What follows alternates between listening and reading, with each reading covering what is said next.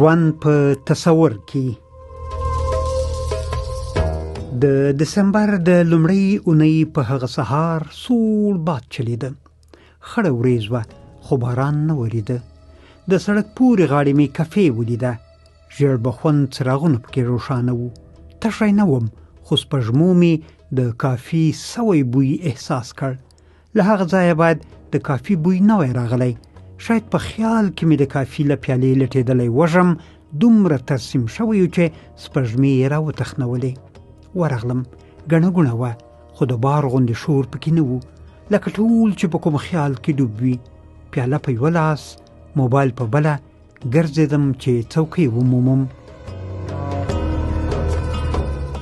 د سړک په لور د لویې هندارې ترڅنګ د پراته میز یوې غاړې ته د پاخه عمر سړی ناست و. کتاب یې لوست. ورته ودرېدم. وبخښه بل ځای نشته، دلته تاسو ته مخامخ کښېنستلی شم؟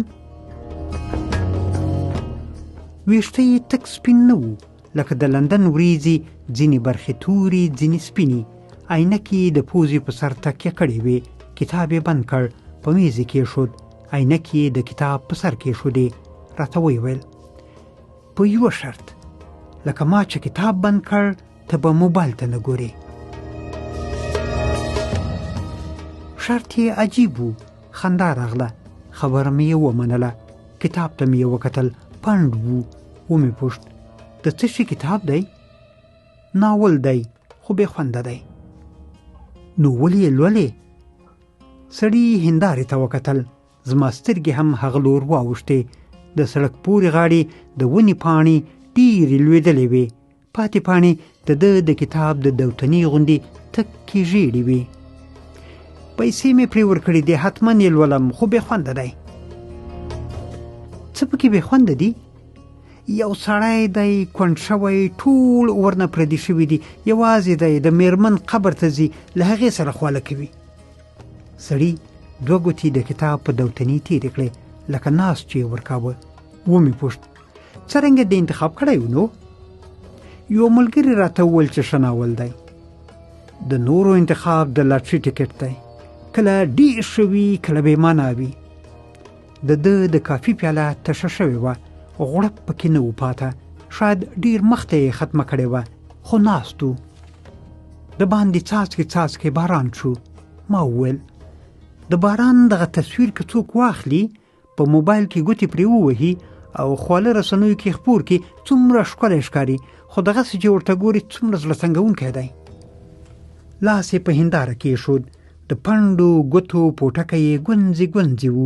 بې له دې چې راته وګوري ویې ویل موبایلونه مې په همدې دلیل بد راغلي دي. هر څه ښکلي ښکاروي، خو حقیقت دغسې نه وي. په میز ایښي کتاب باندې ناول لیکلي و. ده ته مې وویل کتابونه په دې ښه دي چې په ټنډه یې درته لیکلي چې تخیل دی. موبایل دغه هم نه درته وایي، مخامخ دې په سترګو در ننوځي. سړي د کتاب له سره عینکې ور واخیستې. کتاب یې ور پورته کړ. وی پاڼې ته ځیر شو.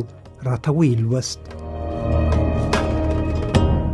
دوی ته مې ستا شکایت کاوه، را سره منل یې، له تا مې کرکه پیدا شوه. دوی لکه په اور چې تیل وپاشي یا سکروټي ته چې ور پوه کړي، دغه کرکه یې لا ژوندی کړه. خو بیا دوی در سره پالله. زه یې ګرمولم. ځان راته یوازې ایسېده.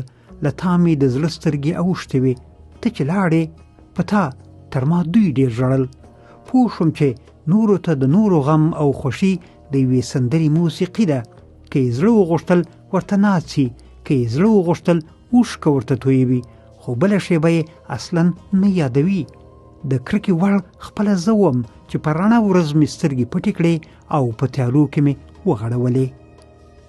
سړي کتاب بند کړ. زما له خولې ووتل ژوند په تصور کې. د باران څاڅکو هنداره لنده کړې وه.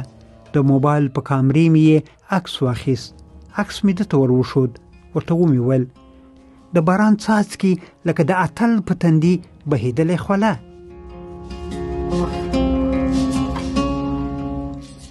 داسې هم ویلی شي د باران څاڅکي لکه په سپین باړخو بهېدونکې اوښکي. پاڅېدم. د پیالې وروستی غوړپ مې په ولاړو وکړ. ده راته کتل. ورته مسکی شوم. ځم چې له بارانه خوند واخلم. د کتاب په میز کې شود. څه یې ونه ویل. مخ یې د هندارې پلو واړاوه. ما له د باندې ور وکتل. دی په سوچونو کې ډوب ښکارېده. لیونی به وښکارېدم که ساده. ما هم قضاوت کاوه. سړی می منفي فکر باله. یو موټر می مخته تیر شو. د سړک په څنډه ټولې شوي اوبه یې راوپاشلې. غوسه شوم. لندو جامو ته مې وکتل. په زړه کې راتېره شو چې سړی به راپورې خاندي. خو د کفې په هنداره کې سړی نه راښکارېده. هلته دوې نجونې ناستې وې. خندل یې. مجلس یې تود و.